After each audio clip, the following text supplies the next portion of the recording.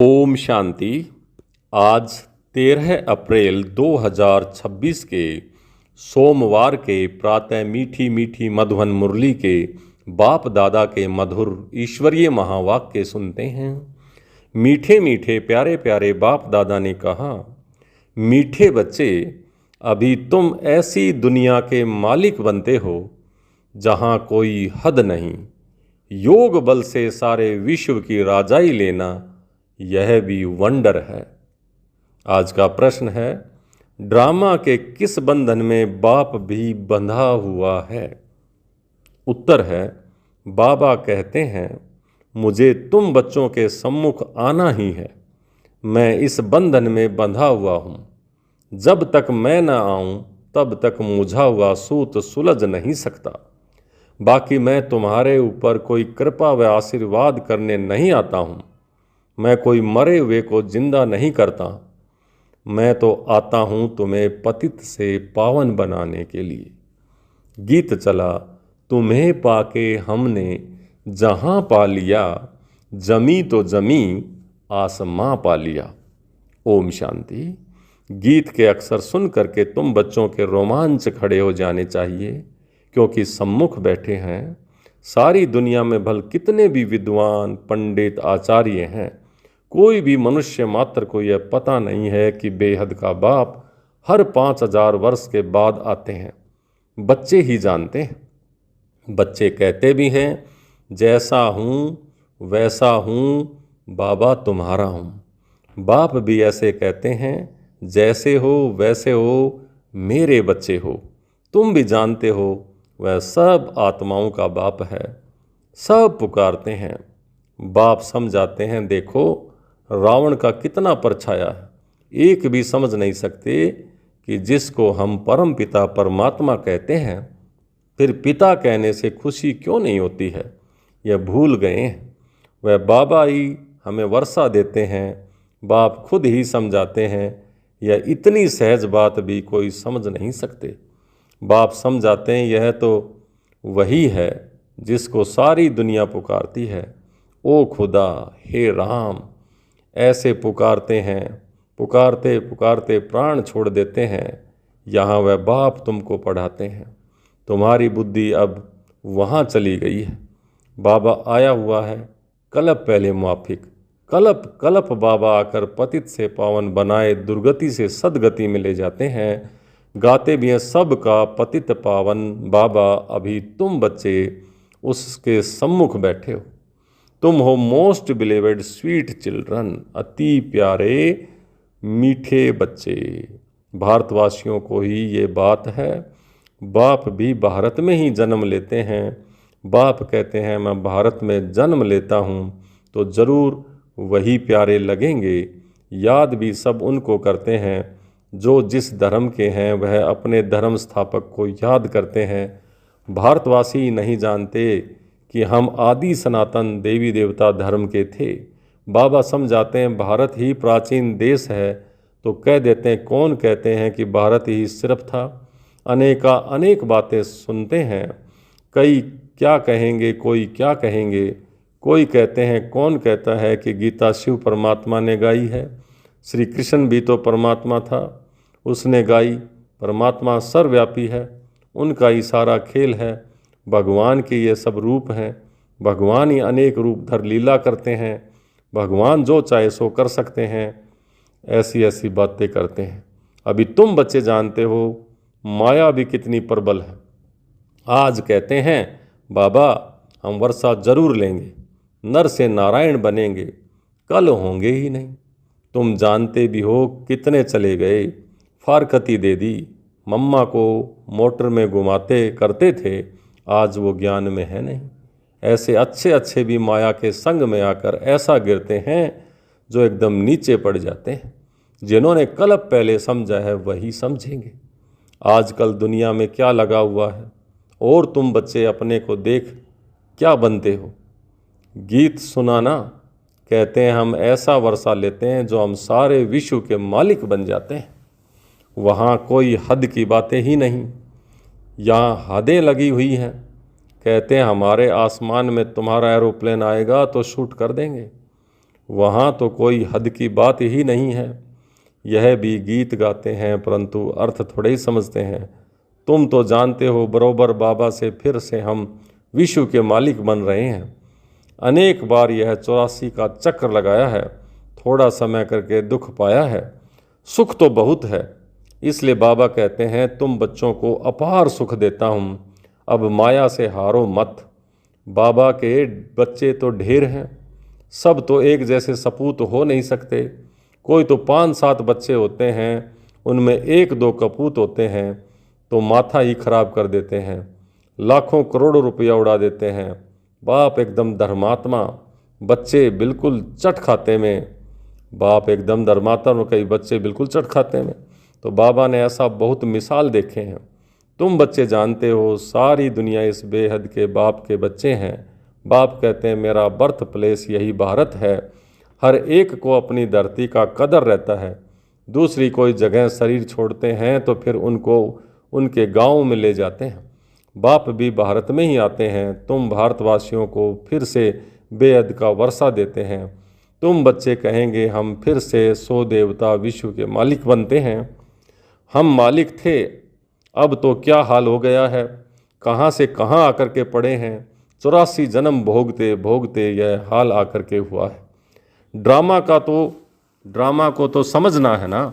इसको कहा जाता है हार और जीत का खेल। भारत का ये खेल है, इसमें तुम्हारा पार्ट है। तुम ब्राह्मणों का सबसे ऊंचे से ऊंचा पार्ट है इस ड्रामा में। तुम सारे विश्व के मालिक बनते हो, बहुत सुख भोगते हो। तुम्हारे जितना सुख और कोई भोग नहीं सकते। नाम ही है स्वर्ग, ये है नर्क। यहाँ के सुख काग विष्ठा के समान हैं। आज लखपति हैं, दूसरे जन्म में क्या बनेंगे कुछ पता थोड़े ही है। ये है ही पाप आत्माओं की दुनिया। सतयुग है पुण्य आत्माओं की दुनिया। तुम पुण्य आत्मा बन रहे हो तो कभी भी पाप नहीं करना चाहिए। हमेशा बाबा से सीधा चलना चाहिए। बाप कहते हैं मेरे साथ धर्मराज सदैव है ही है। द्वापर से लेकर सतयुग त्रेता में मेरे साथ धर्मराज नहीं रहता। द्वापर से तुम मेरे अर्थ दान पुण्य करते आ रहे हो, ईश्वर अर्पण करते हो। तो गीता में श्री कृष्ण का नाम डालने से लिख दिया है श्री कृष्ण अर्पणम। रिटर्न देने वाला तो एक ही बाप है, इसलिए श्री कृष्ण अर्पणम कहना रोंग है। ईश्वर अर्पणम कहना ठीक है, लेकिन ईश्वर को पहचान कर। श्री कृष्ण श्री गणेश अर्पण कहने से कुछ भी मिलेगा नहीं। फिर भी भावना का कुछ न कुछ देता आया हूँ सबको। मुझे तो कोई जानता ही नहीं है, लेकिन देने वाला वहाँ भक्ति मार्ग में भी मैं ही हूँ, अल्पकाल का भी। अभी तुम बच्चे ही जानते हो हम सब कुछ शिव बाबा को समर्पण कर रहे हैं। बाबा भी कहते हैं हम आए हैं आपको 21 जन्म का वर्षा देने। अभी है ही उतरती कला। रावण राज्य में जो भी दान पुण्य आदि करते हैं, पाप आत्माओं को भी देते हैं, तो कला उतरती ही जाती है। करके कुछ मिलता भी है तो भी अल्पकाल के लिए मिलता है। अब तो तुमको 21 जन्म के लिए मिलता है। उनको कहते हैं राम राज्य। ऐसे नहीं कहेंगे कि वहाँ ईश्वर का राज्य है। राज्य तो देवी देवताओं का है। बाप कहते हैं मैं राज्य नहीं करता हूँ। तुम्हारा जो आदि सनातन देवी देवता धर्म था, जो अब प्राय लोप है, सो अभी फिर से स्थापन हो रहा है। बाप तो कल्याणकारी है ही। उनको कहा जाता है सच्चा बाबा। तुमको सच नॉलेज दे रहे हैं। अपनी और रचना के आदि मध्य अंत की बाबा तुमको बेहद की हिस्ट्री और ज्योग्राफी सुनाते हैं। कितनी ज़बरदस्त कमाई है। तुम चक्रवर्ती राजा बनते हो, उन्होंने फिर वह हिंसा का चक्कर दे दिया है। असल वह है ज्ञान का चक्र, परंतु यह ज्ञान तो प्राय लोप हो जाता है। तुम्हारे यह मुख्य चित्र हैं, एक तरफ त्रिमूर्ति, दूसरे तरफ झाड़ और चक्र। बाबा ने समझाया है, शास्त्रों में तो कल्प की आयु लाखों वर्ष लिख दी है। सारा सूत ही मुझा दिया है। बाप के सिवाय कोई से सूत सुलझ नहीं सकता। बाप सम्मुख खुद आए हैं, कहते हैं मुझे ड्रामा अनुसार आना ही पड़ता है। मैं इस ड्रामा में बंधा हुआ हूँ। ये हो नहीं सकता कि मैं आऊँ ही ना। ऐसे भी नहीं कि आकर मरे हुए को फिर जिंदा कर दूं या कोई की बीमारी से छुड़ा दूं। बहुत बच्चे कहते हैं बाबा हमारे ऊपर कृपा करो, लेकिन यहाँ कृपा आदि की बात नहीं है। तुमने मुझे इसलिए थोड़े बुलाया है कि आशीर्वाद करो, हमें कोई घाटा ना पड़े। तुम बुलाते ही हो, हे पतित पावन आओ, दुख हरता सुख करता आओ। शरीर के दुख हरता तो डॉक्टर लोग भी होते हैं, मैं कोई इसलिए नहीं आता हूँ। तुम कहते हो नई दुनिया स्वर्ग के मालिक बनाओ व शांति दो, ऐसे नहीं कहते हो कि हमको बीमारी से आकर के अच्छा करो। हमेशा के लिए शांति व मुक्ति तो मिल न सके, पार्ट तो बजाना ही पड़े। जो पीछे आते हैं उनको शांति कितनी मिलती है, अभी तक आते रहते हैं, इतना समय तो शांति धाम में ही बैठे रहते हैं। ड्रामा अनुसार जिनका पार्ट है वही आएंगे, पार्ट बदल नहीं सकता। बाबा समझाते हैं शांति धाम में तो बहुत बहुत आत्माएं रहती हैं जो पिछाड़ी में आती हैं। यह ड्रामा बना बनाया हुआ है, पिछाड़ी वालों को पिछाड़ी में ही आना है। यह झाड़ बना हुआ है, यह चित्र आदि जो बनाए हैं सब तुमको समझाना है, और भी चित्र निकलते रहेंगे। कल्प पहले मिसल ही निकलेंगे। 84 का विस्तार झाड़ में भी है, ड्रामा चक्र में भी है, अब फिर सीढ़ी निकालनी है। मनुष्य तो कुछ भी नहीं जानते, बिल्कुल ही जैसे बुद्धू। अब तुम बच्चों की बुद्धि में है कि परम पिता परमात्मा जो ज्ञान का सागर है, शांति का सागर है, वह हमको स्तन द्वारा पढ़ा रहे हैं। बाप कहते हैं मैं आता ही उनमें हूँ जो पहले पहले विश्व का मालिक था। तुम भी जानते हो बरोबर हम भी ब्रह्मा द्वारा ब्राह्मण बनते हैं। गीता में तो यह बातें हैं नहीं। बाप कहते हैं वह खुद ही नारायण की पूजा करने वाला था, ट्रेन में भी मुसाफरी करते गीता पढ़ते थे। मनुष्य समझेंगे कि यह तो बड़ा धर्मात्मा है, अभी वह सब बातें भूलते जाते हैं। फिर भी इसने गीता आदि पढ़ी है ना। बाबा कहते हैं मैं यह सब जानता हूँ, अभी तुम यह विचार करो कि हम किसके आगे बैठे हैं, जिससे विश्व के मालिक बनते हैं। फिर उनको घड़ी घड़ी भूल क्यों जाना है। बाबा कहते हैं तुमको 16 घंटा फ्री देता हूँ, बाकी अपनी सर्विस करो। अपनी सर्विस करते हो गोया विश्व की सर्विस करते हो। इतना पुरुषार्थ करो, जो कर्म करते कम से कम 8 घंटा तो बाप को याद करो।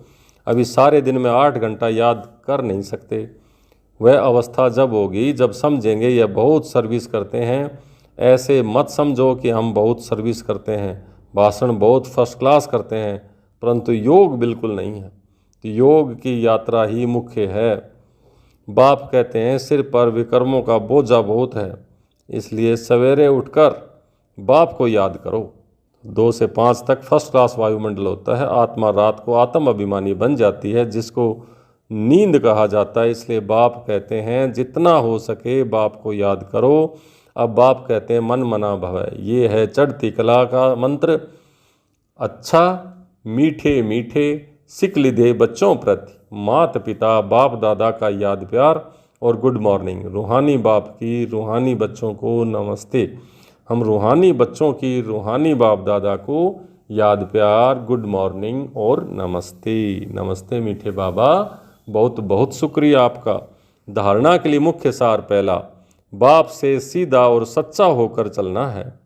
कल्याणकारी बाप के बच्चे हैं, इसलिए सर्व का कल्याण करना है, सपूत बनना है। दूसरा, कर्म करते भी कम से कम 8 घंटा कार्य में जरूर रहना है। याद ही मुख्य है, इससे ही विक्रमों का बोझ उतरता है। आज का वरदान, दाता बन, हर सेकंड हर संकल्प में दान देने वाले उदार चित्त महादानी भाव। दाता बन, हर सेकंड हर संकल्प में दान देने वाले उदार चित्त महादानी भाव।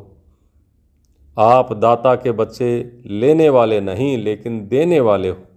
हर सेकंड हर संकल्प में देना है। जब ऐसे दाता बन जाएंगे तब कहेंगे उदार चित्त महादानी। ऐसे महादानी बनने से महान शक्ति की प्राप्ति स्वतः होती है, लेकिन देने के लिए स्वयं का भंडारा भरपूर होना चाहिए। जो लेना था वह सब कुछ ले लिया, बाकी रह क्या गया? अब रह गया देना। तो देते जाओ, देने से और भी भंडारा बढ़ता जाएगा। आज का स्लोगन, हर सब्जेक्ट में फुल मार्क्स जमा करना है तो गंभीरता का गुण धारण करो। हर सब्जेक्ट में फुल मार्क्स जमा करनी है तो गंभीरता का गुण धारण करो। ये अव्यक्ति सारे महान बनने के लिए मधुरता और नम्रता का गुण धारण करो। नम्रचित आत्मा सहज ही सुखदाता बन सकती है, लेकिन अभिमान नम्रचित बनने नहीं देता।